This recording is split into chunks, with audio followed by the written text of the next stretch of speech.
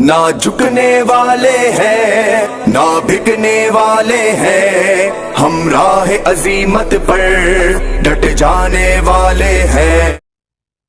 الصلاۃ والسلام علیک یا سیدی یا رسول اللہ وعلی آلک وصحابک یا سیدی یا حبیب اللہ۔ امید کرتا ہوں تمام دوست احباب خیر و عافیت کے ساتھ ہوں گے۔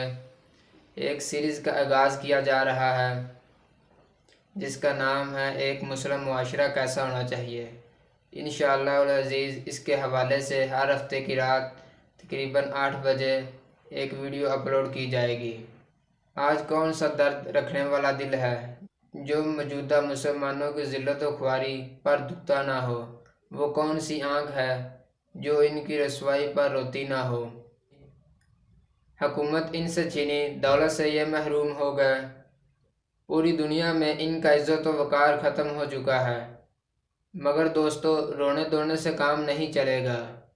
یہ ضروری ہے کہ مسلمان قوم اس کے علاج پر غور کرے۔ اس علاج کے لیے چند چیزیں ضروری ہیں۔ دوسرا یہ کہ یہ مرض کیوں پیدا ہوا، آخر اس کی وجہ کیا ہے۔ اول یہ کہ اصل بیماری کیا ہے۔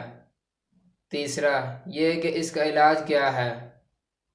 چوتھا اس علاج کا پرہیز کیا ہے۔ اگر ان چاروں باتوں پر غور کیا جائے، اصل بیماری کا پتہ چل جائے، اس کے علاج کا پتہ چل جائے، تو انشاءاللہ العزیز مسلمان قوم اس دنیا میں اپنا کھویا ہوا وقار دوبارہ حاصل کرنے میں کامیاب ہو سکتے ہیں۔